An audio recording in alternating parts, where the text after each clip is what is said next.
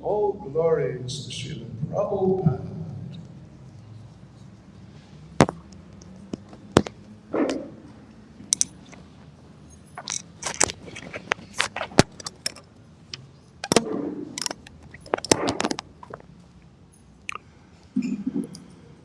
Om Namo Bhagavate Vasudevaya.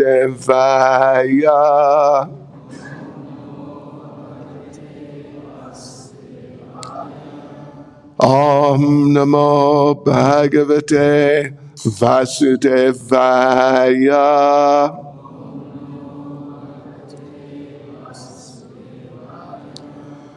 Om Namo Bhagavate Vasudevaya.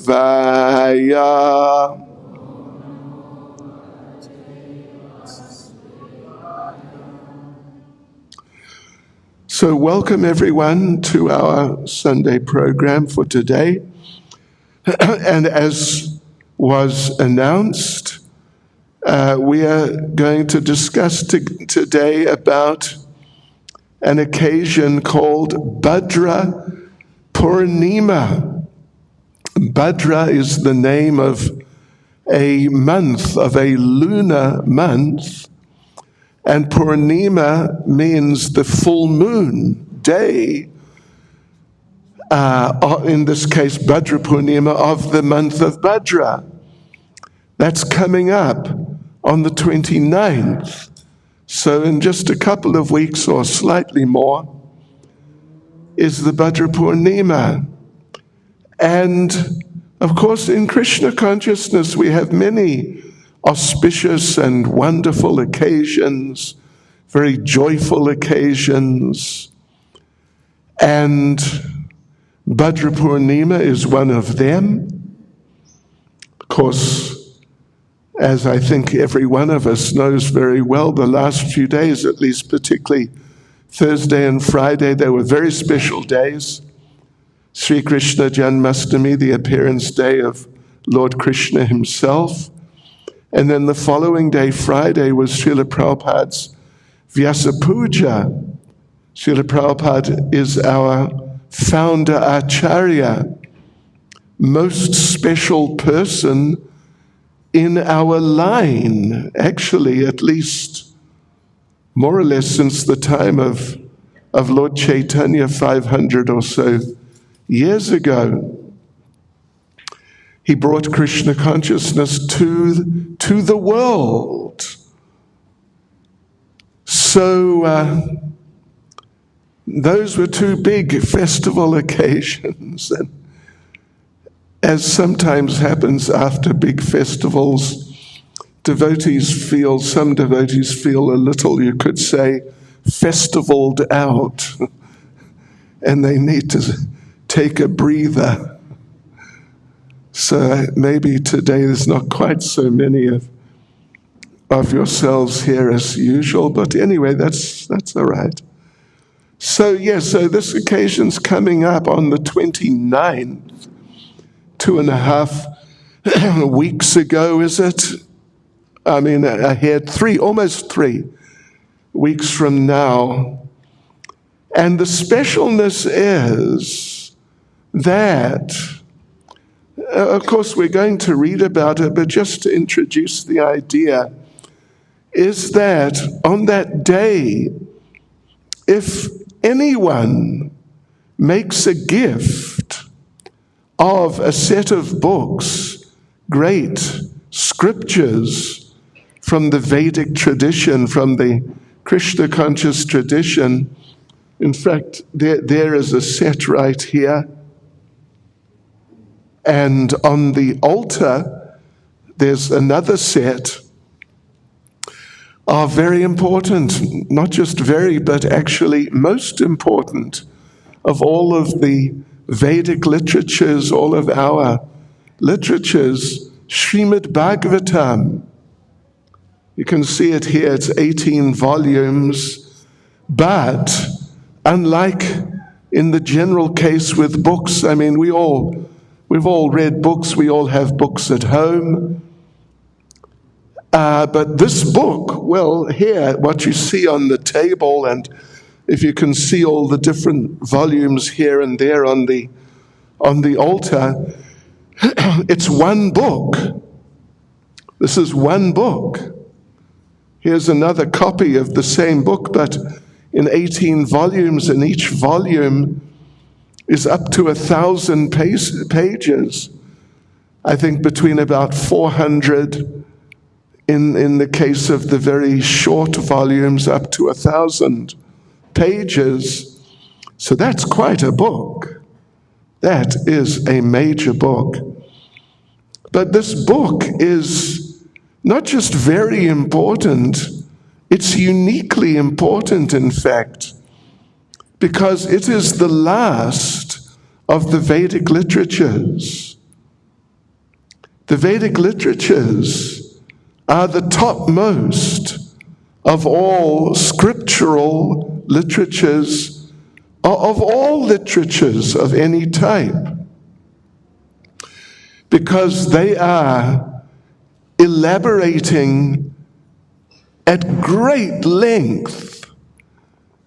This is just the last one, but the whole body of literatures is evaluating at great length about what is the absolute truth, what is the truth in life, what is reality, what is the cause of all causes, and who is the supreme person, the supreme personality of Godhead, the supreme object of worship, and he from whom everything, including each one of us, but actually everything, everyone, has come from. So anyway, on the Bhadra Purnima, we'll read the verse shortly. It says there that anyone who on that day gives as a gift a set of Srimad Bhagavatam, they return to the kingdom of God for eternal life, full of bliss and full of knowledge, in the company of the Supreme Personality of Godhead himself, Lord Sri Krishna. So therefore it's encouraged really strongly that, well, two things you could say. First of all, is that everyone has at home a set of Srimad Bhagavatam. Everyone should have a set of Srimad Bhagavatam, and when you have a set, what should you do with it? You should read it from the beginning to the end.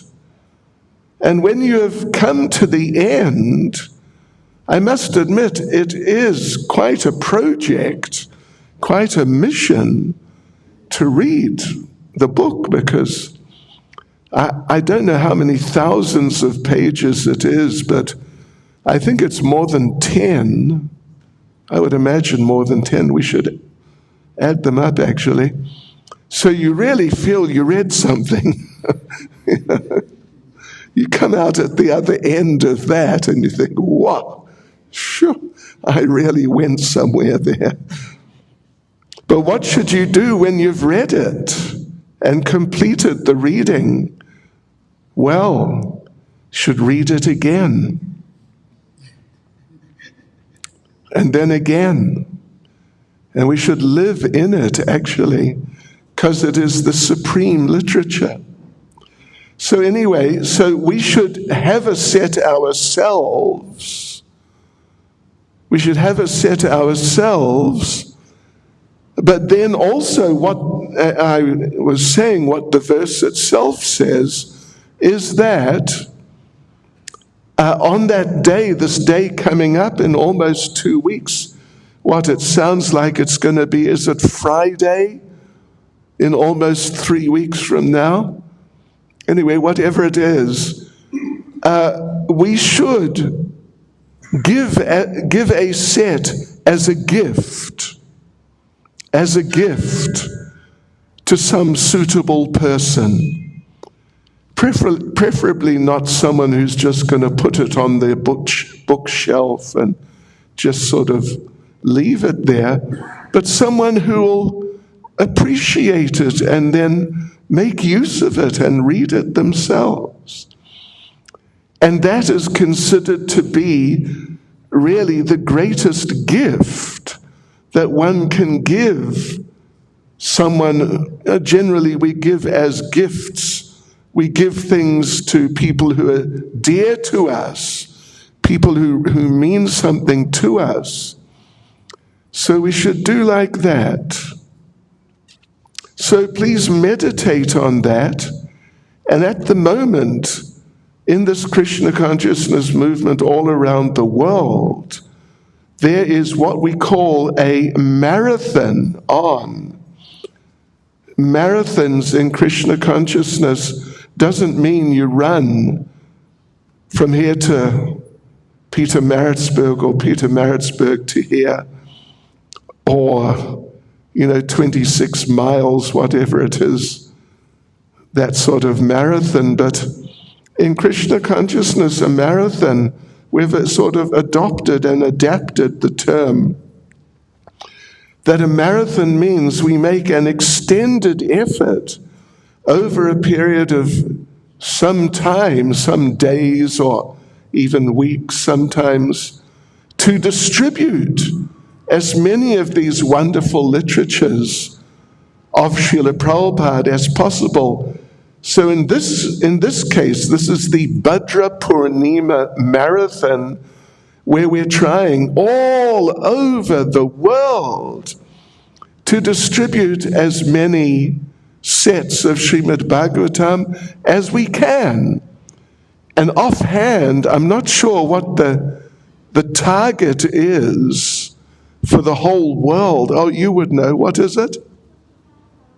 55,000 sets of Srimad Bhagavatam. And here in South Africa, our humble attempt will be to distribute how many? At least 300. For Africa. For South Africa, 190, 80. Oh, 108. Is that all? Excuse me. Maybe I need a hearing aid. Okay, 108. But for all of Africa, what did you say? 393. 393, right? Out of 55,000. Sure, okay. Right. I mean, we should do more, actually. Well, you know what? I think we will do more. Mother Tirumala, that's her there who was telling me the numbers. She's the sort of, I don't know what to say, the brains and the brawn behind it all. Managing the effort here. Okay. So Srimad Bhagavatam, great literature, greatest literature. Let's just explain, first of all, try and help us to appreciate, at least get some idea of its greatness. Actually, just one little point before I go any further. At the end or towards the end, if there's time, normally I go over, and there isn't time, but if there's time, we can take questions. And I don't know if we have a questions sheet. Do you know about it? Who's in charge of that anyway? Ideally, we would pass around a questions sheet and you can write down any questions you might have, and if we have time, we'll have a look at those questions just before we conclude. So, right, Srimad Bhagavatam. What is Srimad Bhagavatam? Well, Srimad Bhagavatam is, we mentioned, in fact, the last of the Vedic literatures. They are in a type of sequence. There's many books. There's many books. It's not like in the other popular traditions which we're all aware of, religious, spiritual type traditions. They have their book, right? They have their one book. The Bible, the Quran, the Torah. Yeah, so those traditions, they have their book. That's fine. In this tradition of Krishna consciousness, we have a body of literatures, a number of literatures, and it's a big body of literatures. Really a big body of literatures, all of which are addressing, from one perspective or another, this whole idea of who is God, what is God, who are we, what are we, what are our relationships with God. I'm using the term God, but actually, really, we should use, it's better, more appropriate to use the term the absolute truth. The absolute truth of life, of existence, the cause of all causes, the cause of everything that exists. So, there's this body of literatures, the Vedic literatures, V-E-D-I-C, Vedic. And like I said, it's extremely extensive. It's just, to read it all is probably a lifetime's work or more. And it's addressing these questions I just mentioned from different perspectives. First of all, the first group of literatures, they're called the four Vedas, Rig, Sama, Yajur, and Atharva Vedas. And each one of them is not just one book, but it's a collection of books. First of all, there are I won't get into the details because it'll, I imagine, confuse you, but the main idea in those four Vedas, Sri Sri Radha Radhanath Sri Giri Govardhan Sri Chaitanya Mahaprabhu Ki Jai.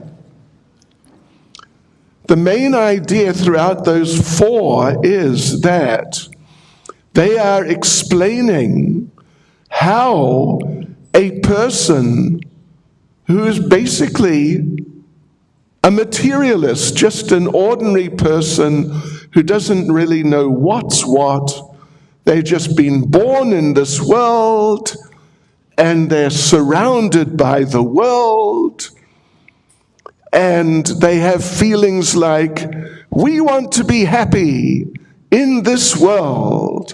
How are we going to be happy? What are we going to do to be happy and to live nicely in this world? So those four Vedas and the others that are connected with them, they're explaining how to live a good materialistic life. Means how to live piously, do good, avoid doing bad. And in that way, if you are successful enough to maintain a good standard and not get into any bad things, actually, then at the end of this life, you can and even will go to a higher planet, a heavenly planet.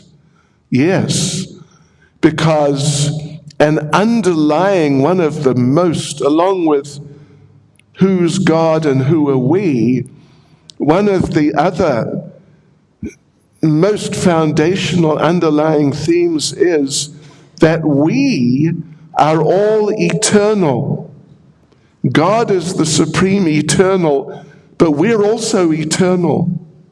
These bodies are just like vehicles which we're inhabiting for the time being. And, I think most or maybe all of us came here today in some sort of car or something like that, in a vehicle. So like that's the principle. We're moving around this world trying to do this and achieve that.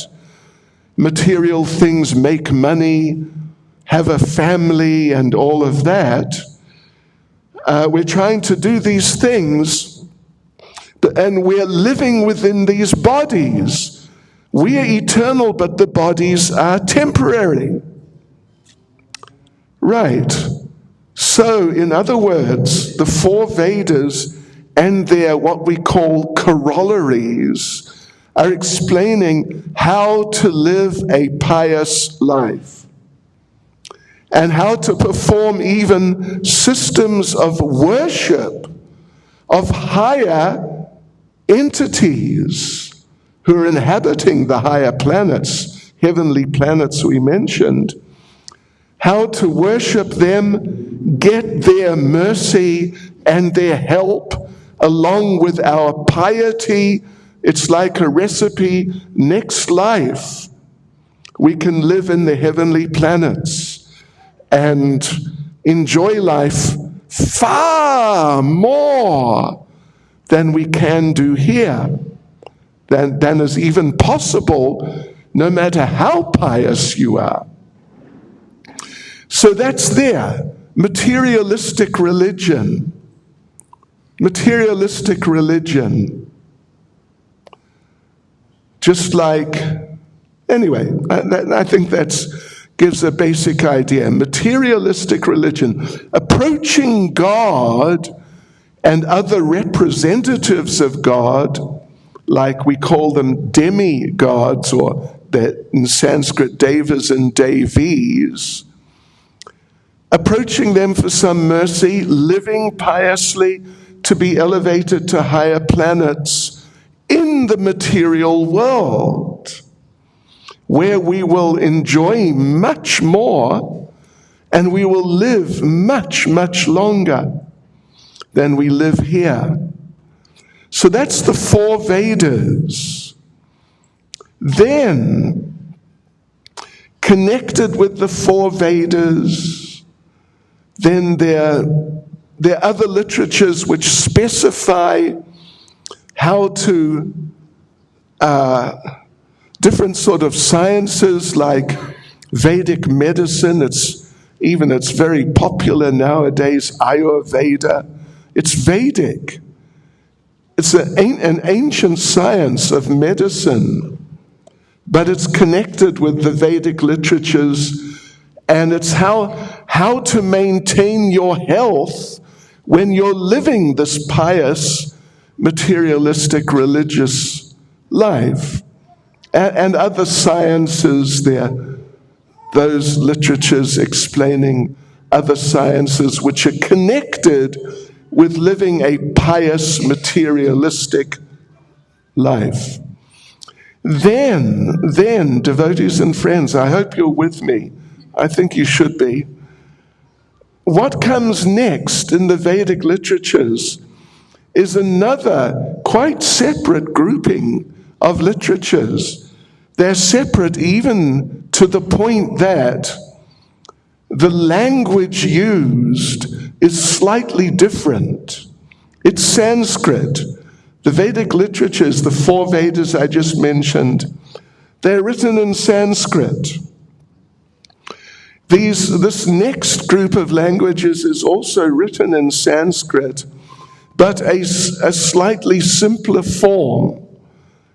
Just like we have English and, I don't know, what would you say, American English. I mean, it's a kind of an example. American English, technically speaking, is slightly simplified from British English. Did you know that? Yeah, slightly simplified. But here now there's a greater simplification between what's called Vedic Sanskrit and classical Sanskrit. Yeah, not so much difference, but it's a noticeable difference. So now these literatures are bringing in a different factor in the whole picture. Up till now, the four Vedas and the literatures connected with them, they're talking about materialistic religion for elevation to higher material situations and different scientific considerations like medicine and even things like architecture, which are connected with that way of life. But now, so they are called, I'm not going to bewilder you, that group of literatures, the four Vedas and those connected with them, they're called the Shruti. Then the next set, or it's the second and the other set, is called Smriti, which has this slightly simpler form of Sanskrit. And they are particularly focusing to some degree on the same subjects, to some degree, but also there's a really big focus on pointing out that, look, you are all eternal persons. This material world is not eternal. So in other words, that means this material world is not our real home. We don't really belong here. We belong in an eternal place. In fact, our origin as eternal beings, our origins in material terms of our bodies are our parents, Mum and Dad. From them we have come. But as eternal living beings, we also have, in a certain sense, an origin. Of course, eternal means no beginning and no end. Not like there was a beginning and then you just carry on forever, and that's eternity. But eternal means no beginning, actually. But our beginning, our natural state is to be in an eternal relationship with God, with Lord Krishna, who is the original form of God, from whom everything, including other forms of God and just everything else, has come. That's our natural home. That's where we belong. And indeed, until we go there, we cannot really be happy or satisfied. Not fully. We can get some happiness. Of course we can. But not fully, total, complete satisfaction eternally, until we're in our actual natural position as eternal living beings in the eternal environment with all the other eternals. So, in the kingdom of God, so the Smriti literatures, they're focusing mainly on what does that mean? What is the eternal kingdom, and how can we achieve the eternal kingdom? What is it like? What do you do? What do you not do in order to avoid getting distracted? You must not do certain things.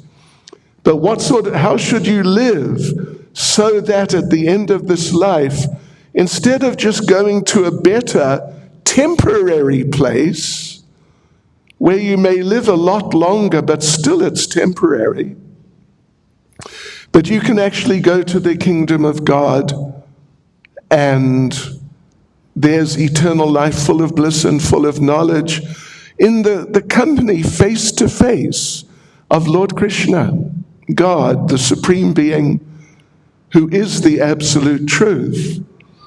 Any other position we try to take, it's kind of like, well, it's not even kind of like, it really is. Have you ever tried pushing a square peg into a round hole? It's kind of a classic type of exercise, if you know what I mean. Give it a try if you haven't, and you'll get there. You'll understand the principle. You may be able to sort of jam it in on an angle, somehow just stick it in, but it's not the way it's meant to be. For it to really just slot in just like that and just fit perfectly, obviously it's got to be in a certain way. As the whole is, the thing has to be. So in this world, we're all like, you could say, square pegs trying to be pushed into round holes, but it's not working so well. Sometimes it works to some degree. Other times it's a total failure. Other times it works for a while, then it all falls to pieces. That's what life in this world is like. And then in the end you die in material life. So what's that? What sort of conclusion is that? That's about the worst conclusion you could have, isn't it? So yes, this other body of literatures then, Smriti, is made up of groups of literatures mainly dealing with these subjects. And there's basically, to keep it sort of simple, 3 groups within the Smriti, that second grouping of Vedic literatures. First of all, there's what's called the Itihasas. Itihasa just means history. There are 2 main historic books, extensive historic books amongst the Vedic literatures. First is Ramayana, the story of Lord Ramachandra, plus or minus 25,000 verses. And the second is Mahabharata. It's kind of like the story of Krishna, but it's most particularly the story of the Pandavas, the great devotees of Lord Krishna, and that's about 110,000 verses. Now, I'm not sure which is bigger, the Iliad and the Odyssey or Mahabharata. Look in the Guinness Book of Records and you'll see, but these are like the biggest books in the world. So they're historical. They're historical from the beginning to the end. Ramayana, it's just the story of Lord Ram. From the beginning of to the end of Mahabharata, it's the story of the Pandavas. Yeah, at length, really at length. And even, interesting little point, Bhagavad Gita, which, we take very seriously, and it is, at least for those who are beginning in spiritual life, in Krishna consciousness, it's like the beginning text, the first text, kind of like the ABC 1, 2, 3, that's Bhagavad Gita, just to get situated, a clear idea, what are the basic ideas about our eternal nature? Who is Krishna? What's our relationship with him? How to develop our relationship with him? That's Bhagavad Gita. Exactly 700 verses. And it's kind of in the middle or somewhere. It's there in the course of the 110,000 verses of Mahabharata. So then after that comes the Puranas. Purana, as a Sanskrit word, it literally means ancient. Ancient. You know, I speak extremely rudimentary Hindi, as Anukul Krishna Prabhu, who is fluent native speaker, will tell you. And I once met one of my friends in Vrindavan, a local man, and I told him how to put it. Aap mera Purana bandhu hai. Is that correct? More or less correct. Aap mera Purana bandhu hai. You are my old friend, except Purana means ancient. And he looked at me like, what? Because I'd actually said, you are my ancient friend. Such things happen when you play around with languages and you don't really know what you're doing. So, Purana means ancient. So they are historical. But whereas Ramayana and Mahabharata, each one is one unified story from beginning to end. But the Puranas, they're historical, but they're referring to different incidents, one after the other, in different places at different times, involving different people, and all sorts of things like that. But historical, but they are all to do ultimately with the Supreme Lord. They're all to do with the Supreme Lord.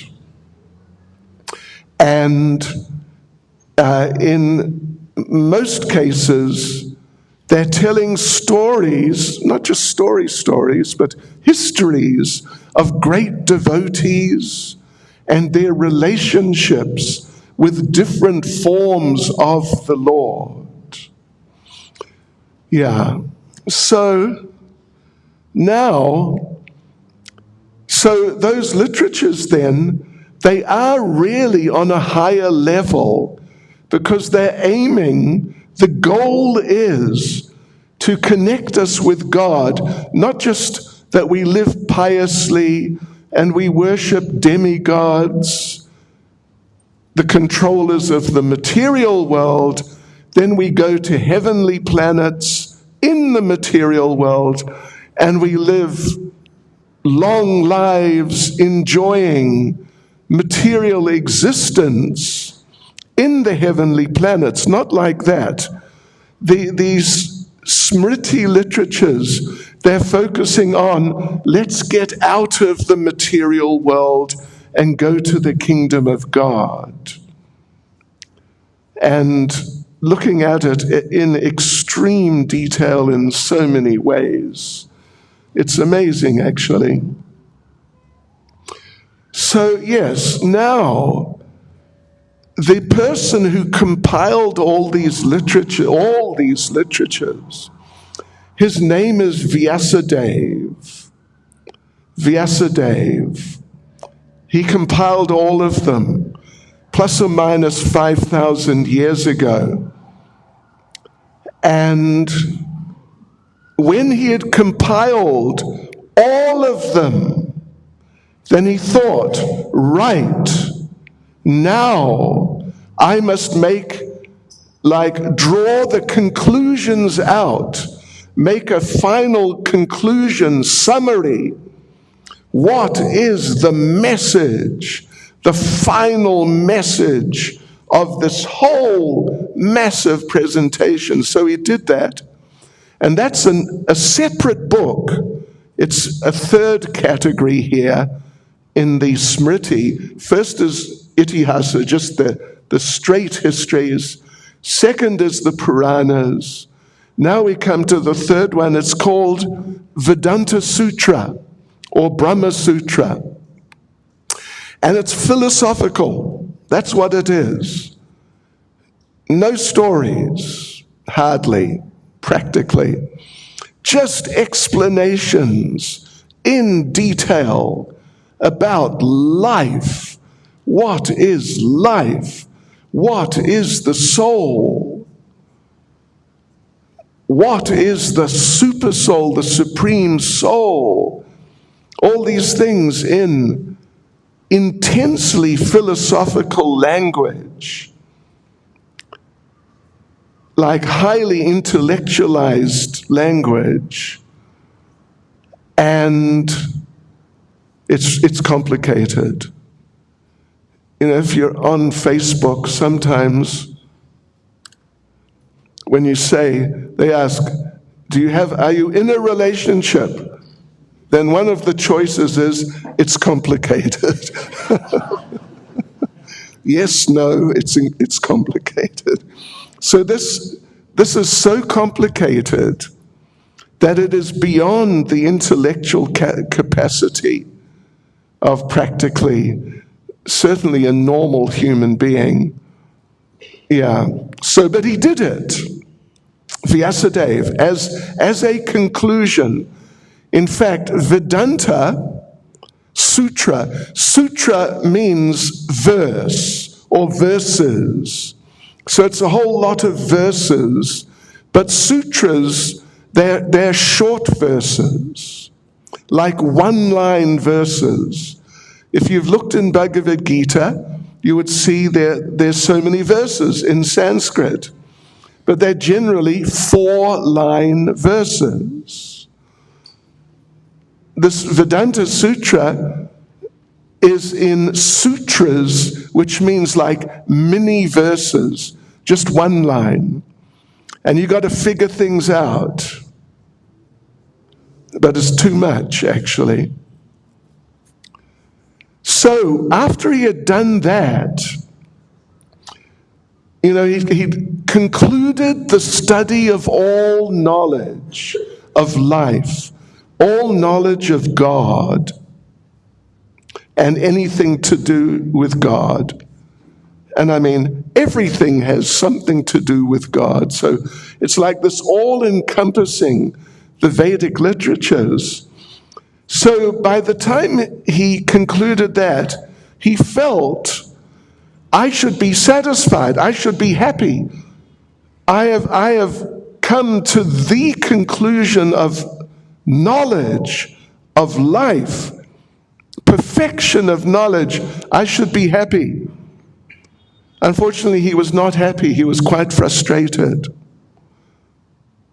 So what happened is that his guru, Narada Muni, came and explained to him why you are frustrated.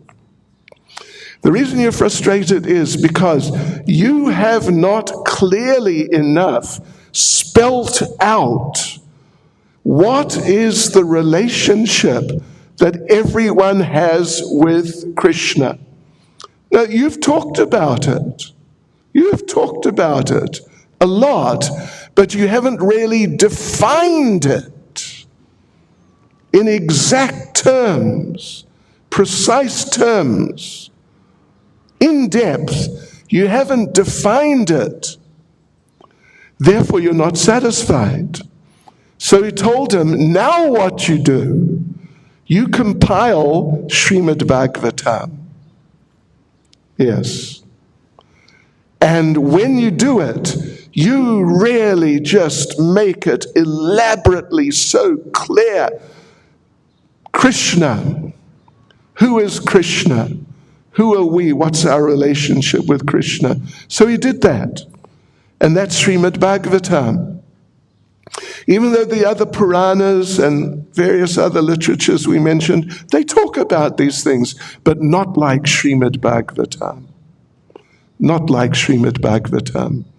It's in a category of its own, completely in a category of its own. And therefore, it is the topmost of all the Vedic literatures. Of all these literatures explaining about life and God and us, it is the topmost. Therefore, it is the most valuable literature there is. It is making it so clear that practically even a child, how old are you? 8. Oh, you're big. Anyway, even an 8-year-old child can understand Krishna. Yeah, and get to know Krishna, like really deeply, in very personal ways. So, that's a simple, I don't think oversimplified, but it is a simple introduction to the subject. And so everybody, particularly all devotees, because as devotees, our focus is we just overlook. We don't even deal with the 4 Vedas. We don't even deal with them at all, because that's all materialistic. How to enjoy life in this world piously, without making, like sort of a degraded person of yourself, intoxication and all that, but as a pious, nice, good person to enjoy life in this world. We don't even touch it. The only literatures that we really deal with are, at least particularly, Bhagavad Gita, because it's the introduction, and Srimad Bhagavatam. So, devotees, I will read a couple of verses here which appear in the Bhagavatam, right in the last chapter of the Srimad Bhagavatam, which glorifies Srimad Bhagavatam. Listen to this. All other Puranic scriptures, all other Puranas, there are 18 Puranas, all other Puranic scriptures shine forth in the assembly of saintly devotees only as long as that great ocean of nectar, Srimad Bhagavatam, is not heard. Srimad Bhagavatam is declared to be the essence of all Vedanta philosophy. I mentioned Vedanta Sutra, the sutras, the one-line little verses. I should have mentioned Vedanta Sutra. Vedanta Veda is the first part, and then Anta. Anta means end. So the sutras, which are the end of the Vedas, that's Vedanta Sutra. Srimad Bhagavatam is declared to be the essence of all Vedanta philosophy. One who has felt satisfaction from its nectarian mellow will never be attracted to any other literature. Just as the Ganga is the greatest of all rivers, Lord Achyuta means Krishna, Lord Krishna, the supreme among deities, and Lord Shambhu, Lord Shiva, is the greatest of Vaishnav devotees. So, Srimad Bhagavatam is the greatest of all Puranas. It is the spotless Purana. It is most dear to the Vaishnavas because it describes the pure and supreme knowledge of the topmost devotees. This Bhagavatam reveals the means for becoming free from all material work, together with the processes of transcendental knowledge, renunciation, and devotion. Anyone who seriously tries to understand Srimad Bhagavatam, who properly hears and chants it with devotion, becomes completely liberated. So, devotees, let me now read this finally, this one verse, which is the verse about this whole thing about giving Srimad Bhagavatam as a gift. It appears in the same chapter, last chapter, it's 12th canto, chapter 13 of Srimad Bhagavatam itself. And here we go, just give me a sec. Where is it? Right. Here we are. Yes, right. It is Srimad Bhagavatam, Canto 12, Chapter 13, verse 13. Proshtapadyam purnamasyam hemasimha samanvitam dadatiyo bhagavatam sayati paramam gatim. If on the full moon day of the month of Bhadra, one places Srimad Bhagavatam on a golden throne and gives it as a gift, he will attain the supreme transcendental destination. So this is what we're doing today, devotees and friends, focusing on the Bhagavatam. Our devotees in due course are going to explain a little bit further about the actual project. Oh, okay. Yeah, sure. You know, as usual, I've gone over time. Sorry about that. Okay, who's making the presentation?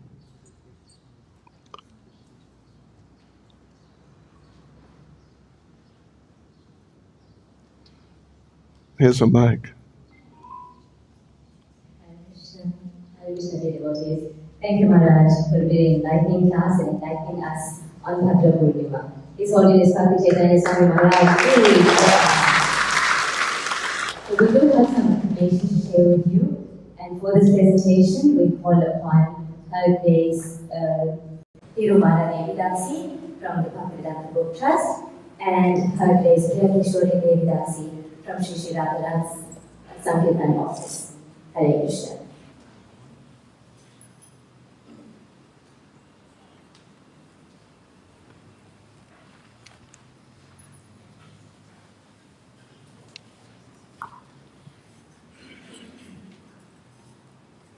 So this campaign, as Maharaj has so wonderfully spoken about, is actually called the Go to Goloka campaign. And the reason that it's called Go to Goloka is based on the verse that Maharaj just read to us. And the vision of Vaisheshika Prabhu is actually for us to distribute 100,000 Bhagavatam sets in 2026. So this year, the branding, included in the branding for the campaign, we've called the campaign Go to Goloka, join the surge to 100,000 K, 100.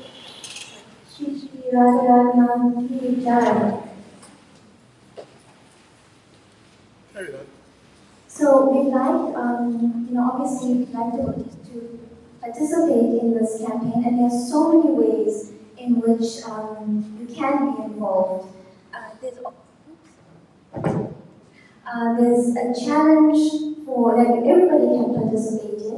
It's called Get the 34, and the challenge is to learn the 34 verses that are in Canto 1, Chapter 2. And if you visit the Bhadra campaign website, which is right on the screen, it'll come up soon, but you'll see there's a host of information there, including the challenge, how you can be involved in the campaign in so many different ways. And I just also want to mention just a few things. In 2018,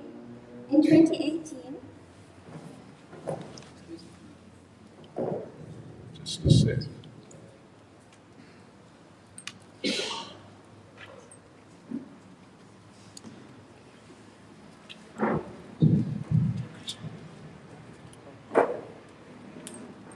so just some history in terms of where we actually come from, in terms of our campaign here in Africa. So last year, 2022, we distributed a total of 538 Bhagavatam sets.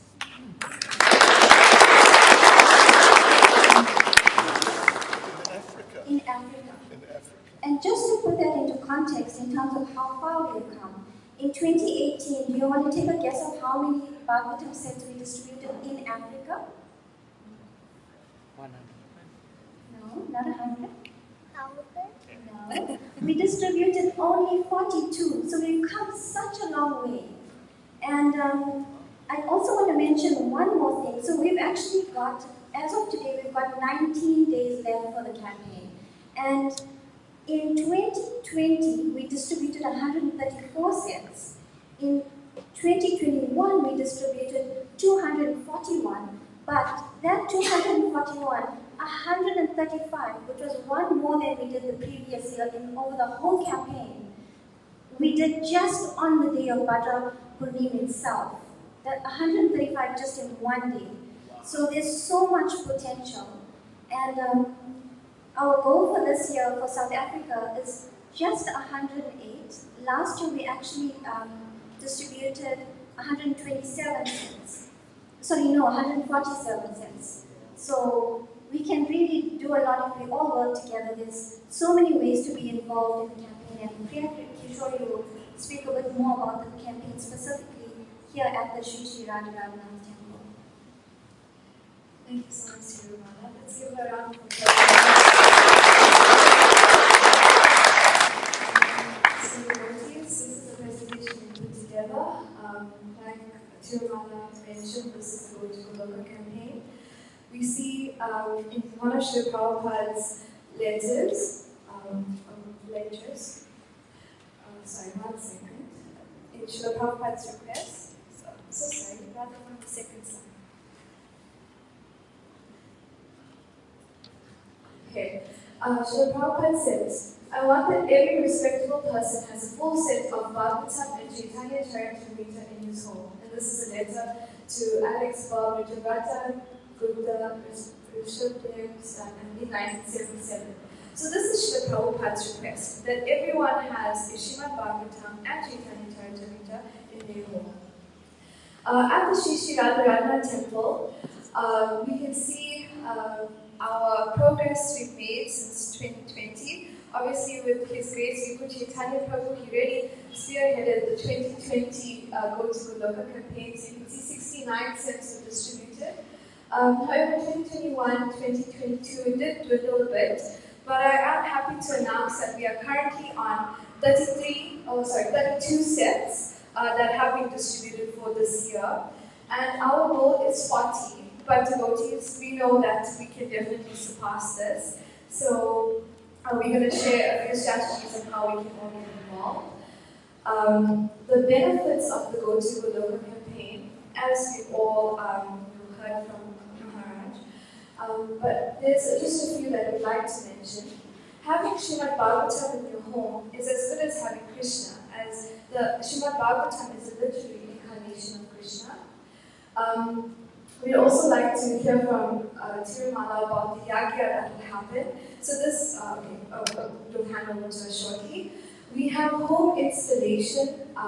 So Srimad Bhagavatam is as good as the deity of Krishna because, like I mentioned, it is a literary incarnation. So His Grace Sri Damodar Prabhu has actually happily said that he'd like to attend some of these home installations. So when you come to us for an order, just indicate what you'd like, a home installation of your Bhagavatam. And it's basically an arati of the Srimad Bhagavatam with some spiritual sangha. Having the Srimad Bhagavatam in your home also allows you to make spiritual progress as you go deeper into reading Srimad Bhagavatam. And like the verse mentions, Srimad Bhagavatam, Canto 12, chapter 13, verse 13, you can reach a transcendental destination. So, devotees, the price of the Bhagavatam is now 3,800. There's been a bit of an increase with the exchange rates and those type of things, but we've tried to make it a little easier for everyone. We do have payment plans available, so we have a 3-month payment plan and a 6-month, and you can speak to us, whichever option you like. And delivery can be arranged at an additional cost. We'd also like to mention that 2 of our Srimad Bhagavatams are making their way to the University in Northwest, and that's been driven by Savita Mataji. Oops. Okay, one second. Tirumala, maybe you can tell us more about the Friday Yagya. So every year, the BBT puts together, organizes a yagya. So, and this yagya takes place at Naimisharanya, the place where the Srimad Bhagavatam was spoken. And all the names of the participants are offered in that yagya. So that's another, reason to participate. And the yagyas are always live streamed. And at the bottom of the live stream, you'll see all the names of the participants spoken across. So, that's just one more reason to participate. Thank you. And then, the purchase of the Bhagavatam is not the only step. We'd really like to create a Srimad Bhagavatam community. So, we have daily Srimad Bhagavatam classes at the temple and online. That is streamed at 7:30 a.m. On our Facebook and my TV. There's courses and seminars. His Holiness Bhakti Chaitanya Maharaj is actually offering the Bhakti Vaibhav course, which is the very deep study of the Srimad Bhagavatam. And we have a few devotees who have also indicated an intro to Srimad Bhagavatam seminar. So we can really share that with others as well. There's also an app that the BBT team has put together. It's called BCAIS Page by Page. And this essentially helps you to calculate how many pages you need to read every day to finish the Bhagavatam in a specific time. So it's a very useful tool to help you and also to motivate you to get through reading of the Srimad Bhagavatam. And then the last one, in our community, we can share Srimad Bhagavatam with others. So, devotees, we have these little these cans that a few devotees have put together in Gauteng. And, a little goes a long way, so we can all make some contribution towards the Bhadra Purnima. I know Vivo Chaitanya Prabhu said last year that they raised 48,000 Rand with these cans. And those all go towards, the distribution of Srimad Bhagavatam sets, and this has also been endorsed by His Holiness Bhakti Chaitanya Swami. To conclude, on the 29th of September, please send us your pictures of, your exchange of the Srimad Bhagavatam, and we're coining it your go-to-Goloka moment. So please share that with us. And we'd love to share this on the BBT social media as well as on temples. And then to end off the presentation, there's a really nice quote from the first canto, Srila Prabhupada's purport, and it says, "This Srimad Bhagavatam is meant for the ultimate good for all people." So let's really take this to heart and distribute the Srimad Bhagavatam in whichever way we can. And today, as you can see, the Srimad Bhagavatam is on the Lordship Sri Radharani's altar. And whoever is our first, or whoever comes to our table first will purchase and set. And we have His Holiness Dr. Chaitanya Maharaj here, who has kindly agreed to sign the Srimad Bhagavatam for whoever purchases their set today. So after the Arati, we'll be here at the temple, we'll be here at the table. So please come forward and yeah, we would love to have this go to Goloka exchange with you. There's one other moment we'd like to share. Her Grace Rukmini Sundari Mataji has distributed a Bhagavatam to His Grace Rasaraj Prabhu. So Maharaj, if you don't mind, if you can take a picture with the three of you handing over the Srimad Bhagavatam, that would be wonderful. So let's give a round of applause.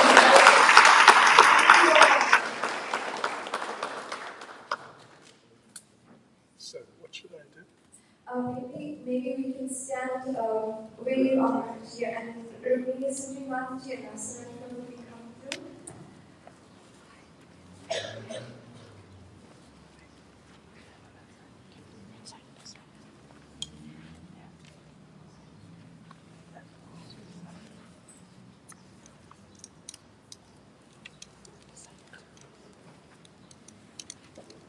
So, what do I do? I'm going to give. Maharaj, you're the intermediary.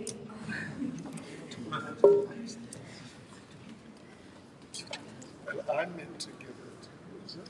And then you give it to me. And I give it to you. That's the nice book. Yes. Right. Are you sure?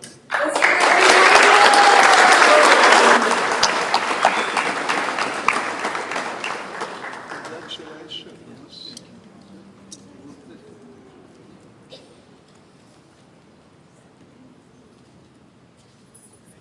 It's for you. That's it.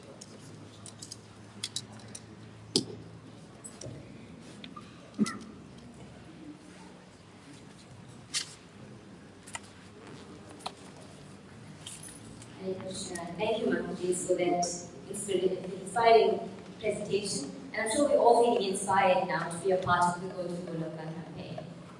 So just one announcement, dear devotees. Today is Ekadasi, as Maharaj mentioned, and that's when we abstain from any grains and legumes. So today's Ekadasi Love Peace Prasadam has been prepared by Unit 911 Namahata, which is led by Dr. Darshan Prabhu. So thank you to Dr. Darshan Prabhu.